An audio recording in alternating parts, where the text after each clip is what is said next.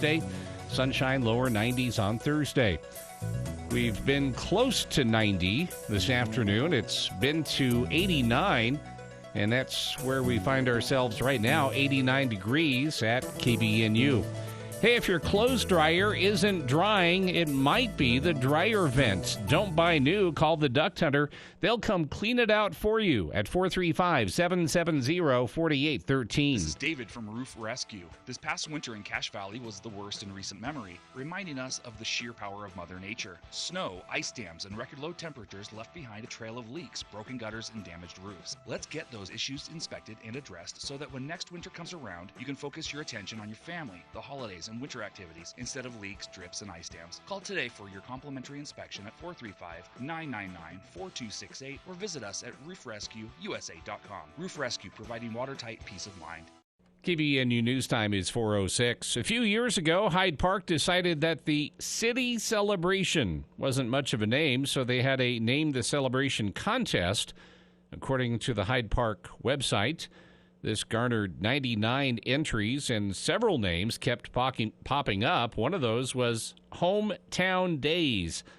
The name stuck, and this year's Hometown Days will be held this weekend, Friday and Saturday in Hyde Park. A lot of activities are scheduled, including a car show, a kids' cardboard car show, a barbecue competition, and the Velvet Highway Parade Saturday morning at 10. On KBNU's For the People program last week, Hyde Park City Council member Stephanie Allred told us about a unique contest with the parade. It is such a fun contest, and it's turned something kind of ew into something really fun. And that is, people can go out the morning of the parade and draw a circle about 4 feet in diameter with chalk, not paint.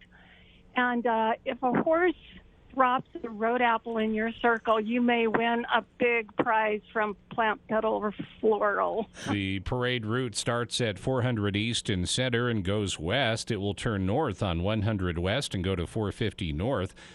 Something new this year is the first annual Hyde Porker Barbecue Competition happening Friday.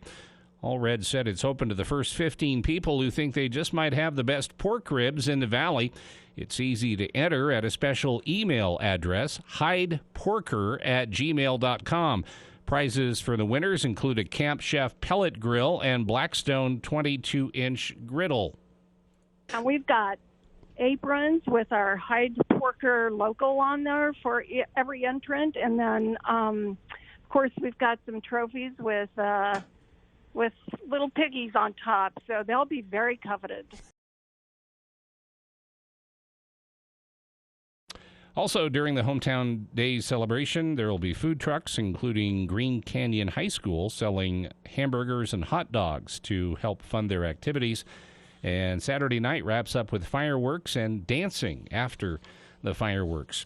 And the suspect in a hit-and-run crash was arrested after police found a passport and foreign identification in his vehicle. The car was left abandoned in the backyard of a nearby house after slamming through multiple fences. The crash happened around 1:45 Monday morning in Mill Creek. According to a probable cause statement filed in 3rd District Court, the driver struck another vehicle. The impact caused the vehicle to roll. The driver of the second vehicle was transported to the hospital for treatment. Details about the extent of the injuries were not available. A passenger was also treated for minor injuries at the scene. An officer with the Unified Police Department of Greater Salt Lake who responded to the scene said extremely high speeds were involved in the crash. KBNU News Time is 4:09. For more details on these and other stories, visit CacheValleyDaily.com. Local news and the best talk. News Talk KVNU, 610 AM and 102.1 FM. Did you know people travel to Logan from all over the country to see performances by Utah Festival Opera and Musical Theater? Why? It starts with 300 professional local and nationwide artists and staff coming together to create magical performances. First, Lohengrin, a mysterious knight, sails into town on a swan to rescue the lovely Elsa, who has been falsely accused of murder. The knight goes, "Don't ask me my name." Elsa goes, "Okay, I won't." Wait, what's your name? Everything goes downhill from there. The plot's kind of weird, but the music is stunning, and it's only ever been performed 5 times in the United States. Next, Aida the opera version and Aida the Broadway version. See them both. So, Radames is captain of the Egyptian army. He's supposed to marry the pharaoh's daughter, but instead falls in love with Aida, the queen of the country he captured. They can't live without each other, so they don't, because they're sentenced to death and die in each other's arms. There's also Broadway's Oliver, the classic Our Town, plus concerts and more. Utah students from public and private schools get a free ticket to any or all performances and concerts this year. Don't miss out. UtahFestival.org. When you buy Napa Auto Parts, you're getting the best. Pull into any one of the 5 locally owned Preston to Providence Napa Auto Parts stores. They'll not only make sure you get the right battery or wiper blades, but they'll even help you install it. And if you need other work done, they can recommend a dozen Napa Auto Care Centers with ASE certified technicians. That's Napa know-how.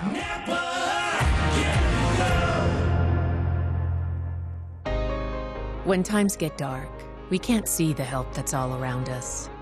Maybe you're not sure how you'll make rent, or you lost your job.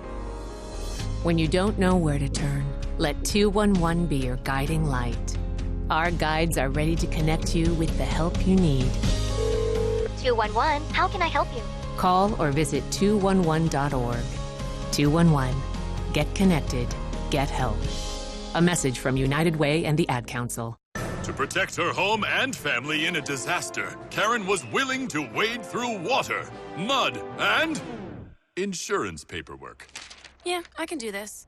You go, Karen! By simply understanding and updating what her insurance covers and doesn't cover now, she'll be better prepared no matter when disaster strikes. Learn other simple ways to protect your home and family before a natural disaster at ready.gov. That's ready.gov. A message from FEMA and the Ad Council. For the people. We are waiting with bated breath for news from the Cash Republican Party meeting an executive committee tonight. With Jason Williams. And I'm really excited about this next segment. We have 2 guests here in studio. We're going to talk about something that we've talked about many times here on the show, but from a bit of a different angle. Weekday afternoons from 4 till 6 on News Talk KVNU, 610 AM and 102 FM.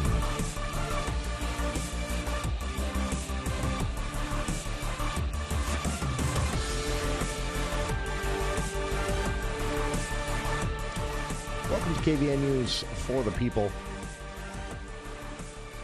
It is Tuesday, July 11th. I'm Jason Williams. Bill Walter here in the studio as well. Our good friend Craig Peterson joining us later on in the show for this month's For the People Book Club. And it's a timely one this month with the movie Oppenheimer by Christopher Nolan, director, hitting theaters in a couple of weeks. I've been trying to re-listen to the, I think, 35, 37, something like that hour making of the atomic bomb. I read it a long time ago, an actual physical book read, and I got the audio book on Audible. Been trying to make my way through it. I got to tell you, physics and the description of physical equations in audio format, This is why I struggled. It'd be a big snooze fest for me. I'd be out just like that. That's why I struggled as a college student. I loved physics, but those physics classes, man, were they a slog, because my brain does not retain that way. Everybody learns a bit differently, and very much the same at the same time. We're not as different as we think, but there are quirks that we all have, and for me, that's one of them. I can't listen to fiction in audiobook format. My brain wanders off unless it's a dark and stormy night. Unless it's something that really grabs my attention, or that something I've read before, I can listen to. So I have to, when I do audiobooks, I have to do nonfiction only, or my brain just starts. I just start thinking about other things and realize 40 minutes of the book have gone by and I didn't hear a word of it. But you're listening to the audiobook and it's just like, did I pick up milk at the store? Are we out of milk? Wait a minute. No. I do the same when the narrator starts reading math or describing math, and there's a lot of that. That is brutal. There's a lot of that in the making of the atomic bomb. A lot of interesting history too. But with that in mind, the topic of this month's installment of the For the People Book Club, with Craig Peterson. We're going to be talking about this is so timely. It's a book called True or False, and it's written by a CIA analyst, Cindy Otis, and it's a history and discussion of fake news. And the reason that's timely with Oppenheimer coming to theaters is that during the making of the atomic bomb, there was a very, for good reason, concerted effort to create fake news.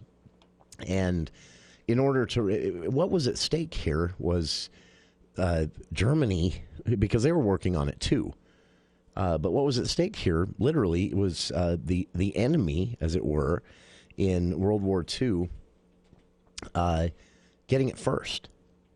And you don't need to, that doesn't need to be spelled out what that would have meant.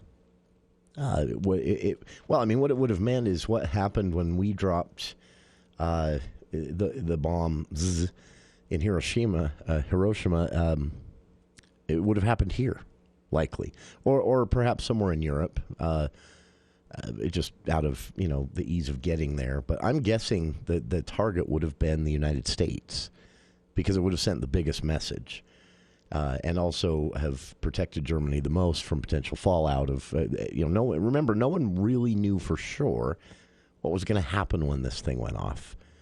We had the math, we had the physics, and the scientists ended up being right, as they usually are, in what would happen. But there was that tiny little sliver of unknown. So there was a concerted effort to actually create fake news. They had all these scientists at this super secret lab working for years. They were recruiting internationally from all around the world, the best and the brightest minds. They were kind of turning a blind eye to one of the things that's not really written a lot about or talked a lot about with Oppenheimer, who was the kind of the mastermind behind all of this. He took Einstein's work and turned it into a weapon, which he never forgave himself for, even though he understood the necessity at the time. But he was also a socialist and wasn't a big fan of America's capitalist system and how it influenced academia. So that was a big secret. But they had to create a whole fake world around the work they were doing, and so there were whole teams of people that created, these fake news stories, these fake press releases, did fake interviews, and then, once all of that had come and gone, once the war had ended, they shut all of that down. There was no longer a reason to keep it going. Fast forward a long time to 2016 was when it really hit its crescendo, and was for the first time embraced by a candidate for the presidency who later went on to win. And now here we are today with social media still playing a big part in this, our international foes still using misinformation and something that happened in 2016 that still happens today. These Russian bot farms and paid... These are private companies, but they wink, wink, nudge, nudge, work with the Russian government. And they do this all over the world, not just in the U.S. But they, for example, a lot of Facebook groups that are created for, usually a culture war issue or a local issue that has people all stirred up. There's one in Montana right now when it comes to property taxes and balancing tourism with keeping Montana. Out-of-staters buying land for resorts and tourism. And there recently was there was a Facebook group. It had, I think, close to 24,000 followers. It was fake. It was not only was it not Montanans who set up the group and got everybody to follow along and kept stirring. They weren't even United States citizens. So that is still happening today. So it's a really timely discussion that we'll have. The book itself is kind of a step you through how the history of fake news, like I mentioned, how it was used to cover up the development of the atomic bomb and more. and also how it was how it's used today, and how it's combated today, used for more nefarious means. So that again will be the For the People book club discussion coming up at 5:00. And Oppenheimer hits movies, I think, in a couple of weeks. And yeah, so I'm excited about this. Speaking of Oppenheimer, if you want to read something different and much shorter than The Making of the Atomic Bomb, well, there are a couple of things that I would recommend that I've listened to recently. I would recommend The Making of the Atomic Bomb, but it's a slog. It is a commitment, to say the least. But there's a shorter, only 15-hour book called American Prometheus, and it's focused not just on the making of the atomic bomb, but on Oppenheimer himself, his life from childhood up to when he died, and that's a very interesting read as well. And then a very, very short read. I'm not sure if there's an audiobook version of this. It's an older book, but it's actually called Hiroshima, and it is it's a journalist who just went and interviewed people who survived and just talked to them. And so it's their story and their words, what happened that day and what life was like after we dropped the bomb and the war came to an end. And that's an eye-opening read, too. So some recommendations there. Coming up, this whole gas stove thing. Have you been following it? Do you have feelings about it? Do you have an opinion? The background on this is the FDA is no action's imminent on this, but the FDA, where it started a few months ago, the FDA announced that on their schedule they would be weighing some new rules, and one of those rules could lead to a rule in new construction and home building, in which there would be pressure and incentive, carrots and sticks, for developers to install induction ranges, electric ranges, rather than gas ranges. Well, several politicians, because it's what they do, they need you to be scared and upset about stuff. They are trying to turn this into a big issue, saying this is a matter of personal choice and freedom, and the Biden administration wants to take that away from you. Proponents of this rule say, no, this is just common sense. The induction stoves, I mean, this is not news to anybody. Induction stoves work better. Less heat is wasted burning off into the air because it actually is a more complicated thing happening that causes the heating of the element and the pan. It's actual, it's a kind of a reaction of elements, basically, rather than just burning flame with a lot of heat escaping. So it actually is more efficient. It's better for you. There is exhaust from even a natural gas stove cooking for just 10 minutes. That exhaust is not good for you. It's usually not concentrated, so there are very few people who end up in serious trouble because of it. But it's known to be a harmful airborne chemical that burns off. Basically, there are 3 or 4 good reasons to go in this direction, and it has become one heck of a fight on the internet. But I have a hard time getting upset about it, one way or the other. It doesn't get my hackles up. But I was following some stories online today and seeing that it really does for a lot of people. There are some very, very personal takes that have been staked out online, and it's turning into quite a debate. It's been interesting to follow. I'm curious where our listeners are at. Again, do you have feelings about this? Could you care less? I want to hear from you, too. 753-5868, talking gas stoves versus electric and new rules being considered by the FDA right after this. Dr. Josh Red, chiropractic physician, explains how Red River Health and Wellness can help you. If you have low thyroid and you're taking thyroid medication, the biggest question you should ask yourself is, what's causing my low thyroid specifically? If you don't know the answer to that question, it's important to call us. At Red River, we identified triggers that will cause the low thyroid to begin with. One of the most common causes of low thyroid is a disease called Hashimoto's disease. This is an autoimmune disease that is a lot more complicated than just a primary thyroid issue. This is why people will be on thyroid hormone but still feel little to no improvement, because nothing's being done to address the bigger, more complicated problem, which is Hashimoto's. If you have low thyroid or you have an autoimmune disease and you're on medication and still don't feel well, call Red River. Schedule your appointment today at 855-55-RIVER. Red River Health and Wellness with offices in Logan, South Jordan, Springville, and St. George. Call Red River today. The Above and Beyond Salute. Hello. Yes, is Katie Jensen there? This is Katie. A listener contacted our radio station anonymously to tell us about some of the work that you do there at the English Language Center as the director and all of the lives that you've impacted for our community. We just want to thank you with a $40 gift card to Firehouse Subs. So cool. Recognizing first responders and other deserving individuals in our community. Friday mornings at 8:30 on News Talk KVNU.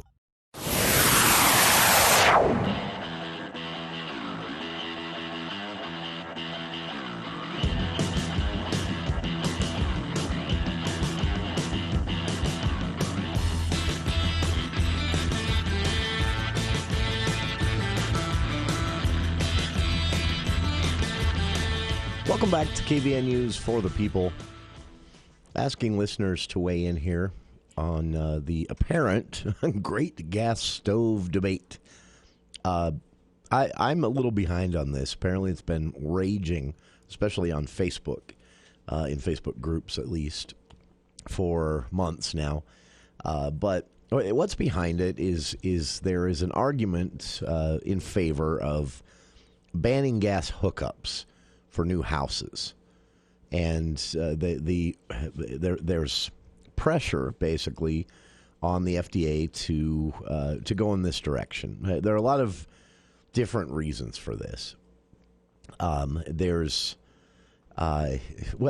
is an article I found interesting as a way to kind of describe what this is all about, it's so Richard Trumka, who is a U.S. Consumer Product Safety Commissioner and former union bigwig for years. He said in an interview to Bloomberg a couple of months ago, and then repeated it just last week. That's what kind of reignited this, that the Product Safety Commission was considering a ban on gas stoves.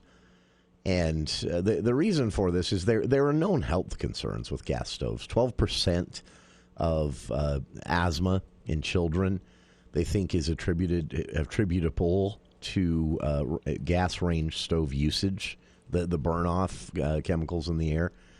So after that interview, there was a national uproar. And, of course, my first reaction to this, because I'm cynical when it comes... Here's the thing, people. I don't care what party you belong to, what political ideology is your home in your own beliefs. No matter what, your elected officials have used you like a trained parrot. No matter what. All of us have been in this situation. They want you mad and angry and upset and caring way too much about things that maybe you shouldn't have that much time for, because it's good for them. You donate money, you show up to campaign rallies, and it guarantees you get out to vote for the person who's saying the thing you want to hear. And so if they can keep you stirred up, they do. And so if you're getting your take on this from a politician, a Republican or a Democrat, doesn't matter, don't. They want you mad about this. But at the same time, there's a legitimate debate to be had here, I think. The White House, by the way, kind of set the record straight on this after the Trump interview. The White House put out a statement saying the president doesn't actually support banning gas stoves, but does support the Consumer Product Safety Commission, which is independent of the White House and the administration, from bringing up the discussion. Trump has said, I shouldn't have used the word ban. So what's actually being considered here are new rules that, using the traditional carrot and stick kind of thing, the FDA would approve, and then it would become going forward from here. So no one's going to come in and this is what the politicians will tell you. They're going to take your gas stove. No, that's never going to happen. They're not going to kick your door in and take your gas stove. What could happen, though, is new rules are approved, and all new construction, meaning every home built from that point forward, would not have a gas stove. They would cook with induction or straight up just electric elements. There are a bunch of different versions of that. But here's what I thought this was the best way to explain it. Chef Andrew Gruel, he's a restaurant owner and TV personality. I don't know him personally, but I know his show's very popular. He taped himself to a gas stove in protest of a possible ban. Others, there have been actual demonstrations on the streets in D.C. and in some cities around there. There was actually a very dangerous social media stunt in which some people could have been hurt when they turned on all the gas burners in their stoves and let them run, and everybody was filming them and putting it on social media. Dumb idea. Don't do that. It's become kind of a virtue signaling thing. But lost in all this is why this might be a good idea, why it might be a bad idea. And there's actually an interesting debate around all of this, from health concerns to which one's actually better if your concern is climate change and protecting the environment based on the resources we use. Is it better to be doing more with electricity? A lot of it's still coming from coal. Or is it better to heat boil your eggs with natural gas? There's a legitimate debate to be had here. So put aside all the virtue signaling and people having protests and generally acting like children.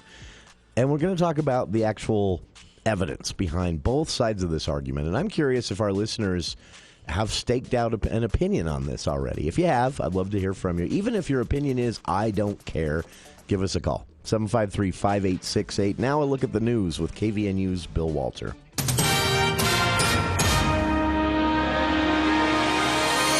Thank you, Jason. KVNU News Time is 4:31, and the news is brought to you by U&I Furniture.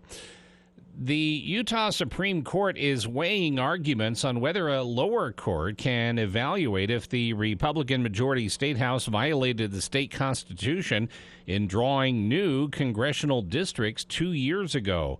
State Supreme Court justices lobbed questions Tuesday at attorneys for the state and the 7 voters suing over maps they claim dilute their voting power and violate the state constitution.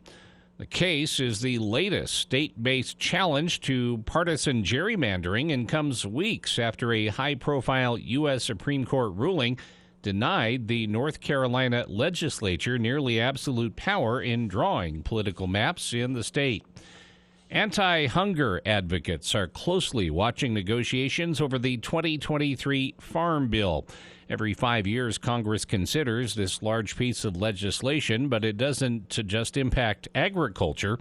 The Farm Bill also contains funding for the Supplemental Nutrition Assistance Program, or SNAP, the country's largest food aid program. A deal in Congress to raise the debt ceiling includes increasing work requirements for people receiving SNAP from age 50 to 54.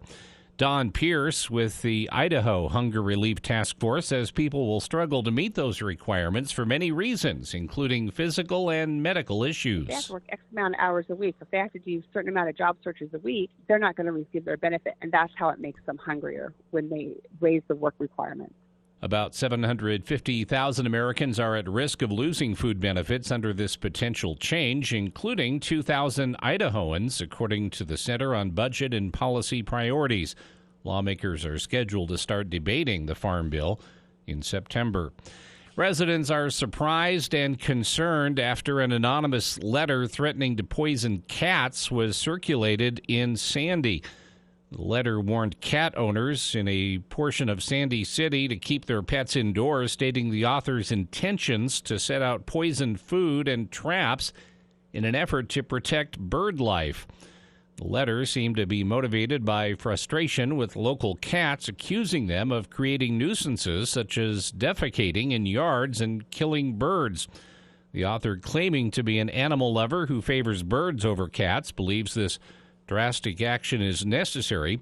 The letter also contained complaints about Siberian elm trees, unkempt weeds, and the annoyance caused by white seeds blowing around. Sandy City police, who were made aware of the letter a few weeks prior, and Animal Services have investigated the claims but found no evidence of any cats being poisoned. KBNU News Time is 4:34. Are you a hot sleeper? Warm summer nights can make it hard to sleep. UNI Furniture recommends sleeping cooler with a gel memory foam mattress. UNI features a copper-infused gel memory foam that helps with coolness and circulation. It moves better with you, giving you the best night's sleep. UNI is also the home of Chair Heaven. There's a reason they sell so many chairs, including recliners. For over 90 years, there's always been a better buy at UNI Furniture, downtown Logan. The good news and bad news for Ukraine's president at the NATO summit in Lithuania. The good news is scheduled to happen after the war with Russia, says NATO Secretary General Jens Stoltenberg. We reaffirmed that Ukraine will become a member of NATO and agreed to remove the requirement for a membership action plan. But disappointing to Ukraine not getting into the military alliance now. President Biden concerned it could widen the war. Telling Vermont's Governor Phil Scott and other state leaders that Uncle Sam will provide all help necessary in the continuing flood emergencies in Vermont. President Biden on the phone from the NATO summit. Hundreds of water rescues have been made. Among the millions of people under extreme hot weather alerts, folks in Phoenix, this is the 12th day of temps over 110. Sworn in to hear evidence about the effort by former President Trump and allies to overturn the 2020 presidential election results in Georgia. A new Fulton County grand jury which can issue indictments. Chuck Sievertson, ABC News. KBNU weather for tonight, mostly clear skies, overnight low in the mid-50s, and then sunny, lower 90s on Wednesday, lower 90s, and plenty of sunshine on Thursday. It's been to 89. It's 89 right now at KBNU. KBNU weather brought to you by The Lawn Doctor. Just when application of Lawn Doctor's HydroGuard service reduces your watering frequency by up to 1 day a week, saving you water and money. Call the Lawn Doctor for more information, 753-LAWN. For more details on these and other stories, visit CashValleyDaily.com. Let's check Wall Street now with Edward Jones. This is Branch Office Administrator Brittany Chambers bringing you the daily financial market report on behalf of financial advisor Daryl Arnell and Edward Jones. Equities finished higher ahead of the CPI release tomorrow and the unofficial start of the second quarter earnings season on Friday with the banks. A large drop in the Manheim Used Car Price Index and a decline in the New York Fed survey of consumer expectations are helping underpin the disinflation theme and pulling bond yields lower. The 10-year Treasury yield retreated below 4% and the dollar declined for the fourth straight day. Elsewhere, Asian markets were higher overnight on expectations of more stimulus measures from authorities to boost the property market. Today, U.S. equities closed higher. The Dow closed up 316 points, or 0.93%, at 34,261. The Nasdaq closed up 75 points, or 0.55%, at 13,761. The S&P 500 closed up 30 points, or 0.67%, at 4,439. And in the bond market, the 10-year Treasury yields are trading at 3.97%, lower by 0.04 percentage points. In stocks of local interest, Home Depot is up $3.38 to $313.66. Lowe's is up 31 cents to $229.43. Nucor is up $4.18 to $168.34. Pepsi is down 32 cents to $183.98. Thermo Fisher is up $2.41 to $519.26. Walmart is down 23 cents to $154.65. Zions Bank is up 87 cents to $30.43.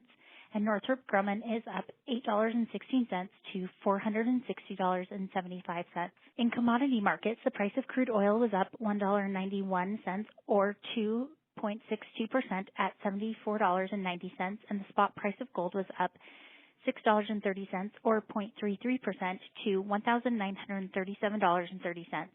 This has been today's financial market report brought to you on behalf of Edward Jones, member SIPC, and financial advisor Daryl Arnell, serving individual investors with personalized attention and financial advice. Daily commentary is also located on our website at edwardjones.com. I'm Larry Gelwicks, the getaway guru with Morris Columbus Travel and Delta Vacations with double discounts on your air and hotel packages to the sunny beaches of Hawaii and Mexico, to Europe and the Caribbean, and you saved like never before. And for the best travel deals on the planet, give us a call at Morris Columbus Travel. Come on and get away, Morris Columbus. You're in the market to buy a home. You're dreaming of a new home that you can fill with new memories, but new homes just aren't in your budget. Or are they? Visionary Homes wants you to know you don't have to buy a used home. Buy new. Buy now at Visionary Homes. As a trusted award-winning Utah home builder, Visionary Homes understands that your home is the center of your life, bringing friends and family together, creating memories you'll cherish forever. Buy new, buy now at visionaryhomes.com.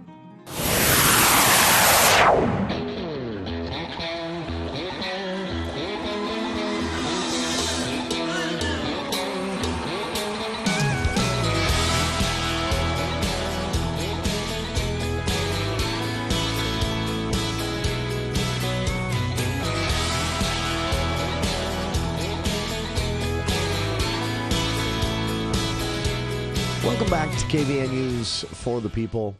Asking listeners to weigh in on the great gas stove debate. There are days, Bill, when I read the news and I watch, especially political news, and I watch what people are arguing about, getting all upset about on the internet, and sometimes I just want to just toss my phone over away from me and politics can get very silly. And these days, it's with social media, it's more about virtue signaling, they calling it. That's when you declare an opinion, but you're doing it more to say, I'm part of this group, than you are that it's something that actually concerns you that much. This is one that doesn't concern me. The idea of cooking on a gas stove versus an induction stove, I could not be more indifferent. I really couldn't. But it's been really interesting to see how quickly this has become a polarizing issue for political reasons. The politicians, again, they want you upset and mad about something. And if they can't find anything, they'll make something up. This is a reach by some elected officials to turn this into a debate about freedom. Well, no, we do this kind of stuff all the time. So what's this all about? Well, first off, I want to know if you have feelings about this and what they are. If you have a strong opinion about this, even if your strong opinion is I couldn't care less, I want to hear from you. 753-5868. The debate again. First, there was some confusion.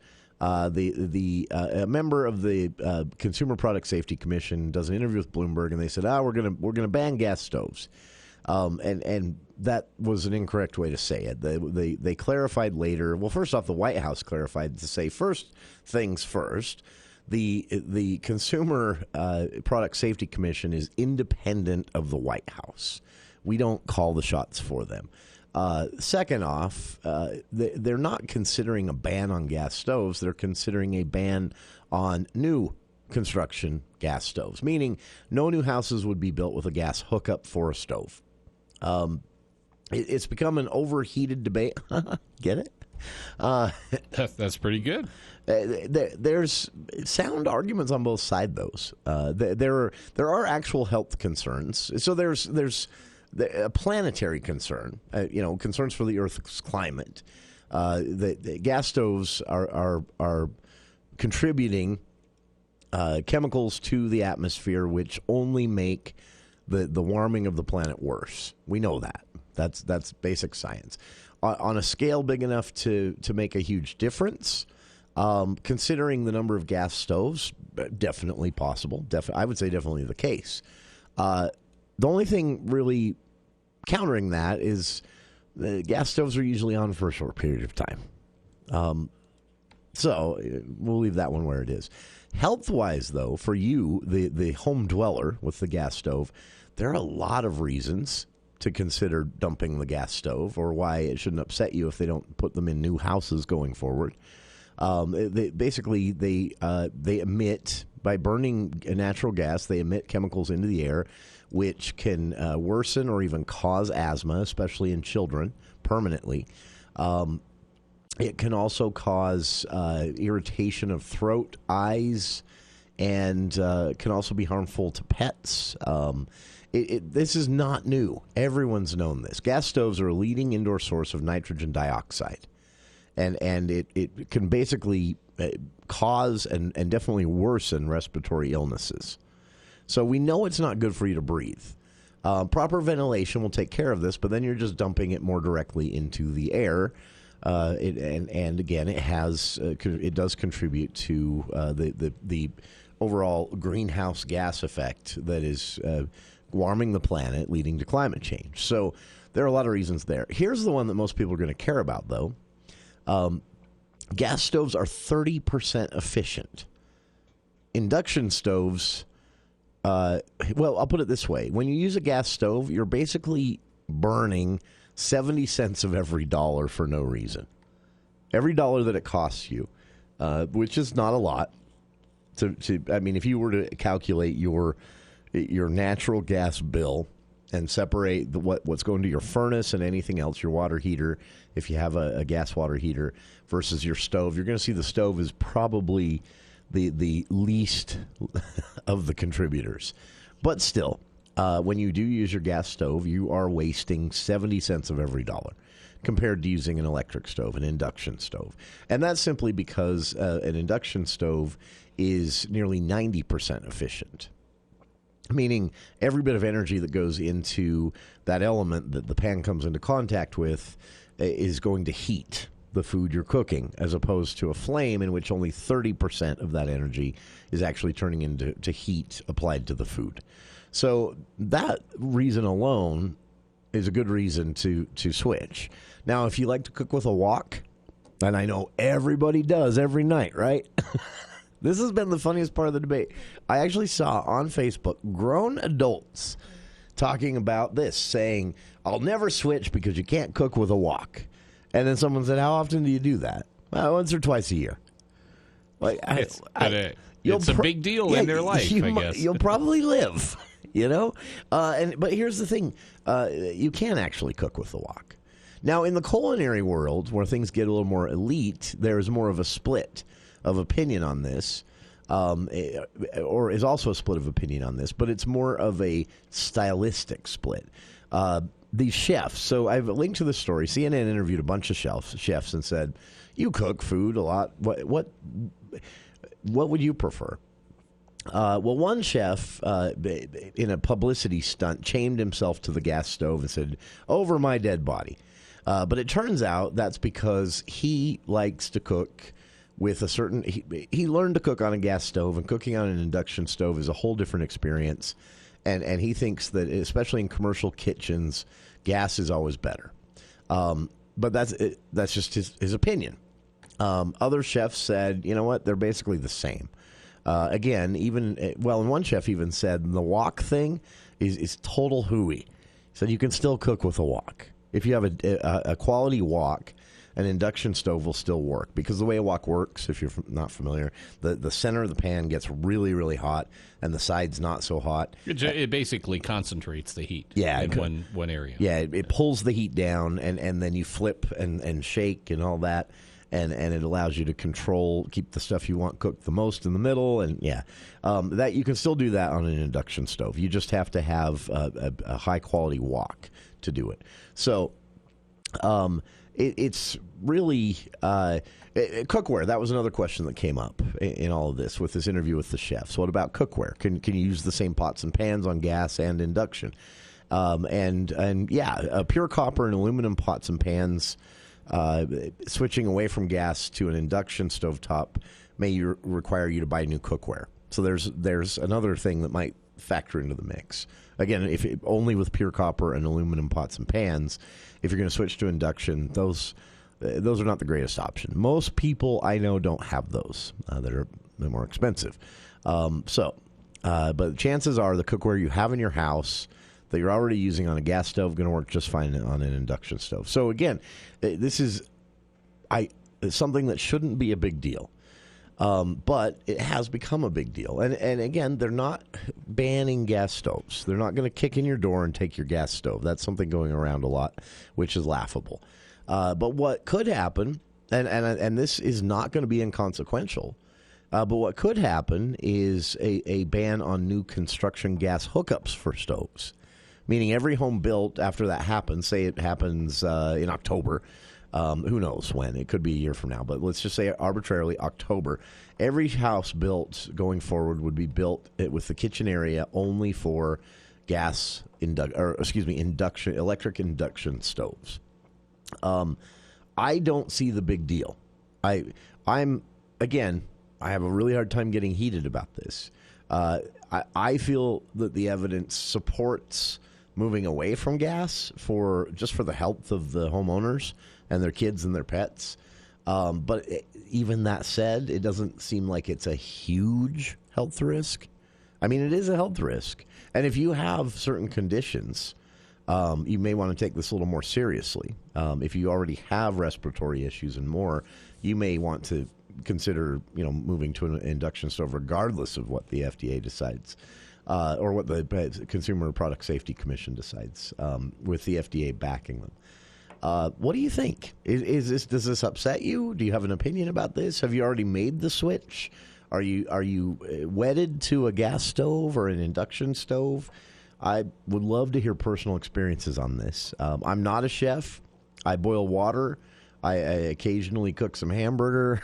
I'm a very simple cook, and gas or electric's going to work fine for me. How do you feel? 753-5868. One quick thing I learned, Bill, you're going to find this interesting. So this has nothing to do with the gas stove debate, but it's a point that one of the chefs being interviewed wanted to make. And the point was, so in this interview, they're asking chefs, what do you prefer? And there's a chef, last name Galarza, and he said, so the question was, why are people so, willing to hold on to their gas stoves, and what would start changing this popular? If it's not true that there is really a difference when it comes to the actual act of cooking, there's only a difference when it comes to what you're polluting your home with and how much money you're burning with a gas stove, because they're not very efficient at all. If those are the only factors here, why are there so many strong opinions about which one is actually functionally better if they're about the same? And this chef, last name Galarza, says, I can answer this with a story. He said, did you know that there was a time when lobster, traditionally the most expensive thing on a menu when you go to a restaurant these days, they couldn't give it away? I didn't know this. Lobster was considered fisherman's trash. It was something that was easy to pull up and not really profitable for fishermen to sell. And people would say that there was a saying around this when it came to lobster: leave it for the fisherman. Meaning the fisherman would sell everything else to make money, take the lobster home to his family because no one else wanted it. That changed. Lobster is now considered a symbol of opulence and a fancy night out. It's something rich people eat, right? I find it disgusting, personally. I don't care whether it's popular or not, expensive or cheap. It's gross. But the lobster never changed. What changed is people's perception. It went from being something no one wanted that fishermen took home because they couldn't sell it, to something that is now the most expensive thing on the menu anywhere you go eat. And what happened? Marketing. Literally. A successful marketing campaign was launched by fishing companies to make lobster a popular and exclusive meal. And it worked. And it's still with us today. Galarza said, this is what has happened with the gas stove. Powerful lobby interests and a lot of money on the line for manufacturers, gas companies, and more have successfully ingrained in people's heads that there is actually a difference between gas and induction stoves.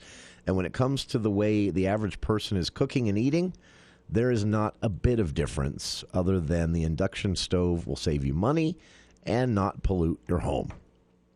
I thought that was interesting, and I didn't know that about lobsters. But I remain unsold either way. Where are you at? 753-5868. We do have a caller on the line. We'll get to Carrie right after this. Stokes Equipment, your Cache Valley John Deere dealer, has the equipment you need to get the job done. Handle heavier duty chores around the farm, property, or job site with John Deere compact utility tractors and compact construction equipment. They have an option for all your jobs with premium features and the right size tractor for your operation. Find out which tractor is right for you. Stokes Equipment is located on 415 West 8th North in Preston, Idaho. Visit the store or check them out online at stokesequipment.com. The results are in for the 2023 Best of Northern Utah contest. Best of Northern Utah. Pick up your free copy of the Winners Magazine. Go to bestofnorthernutah.com to find magazine pickup locations. Nearly 700,000 votes were cast to determine gold and silver winners. Help us recognize these businesses and let's support all of our local businesses by shopping local. Thank you for participating in the 2023 Best of Northern Utah contest. Best of Northern Utah.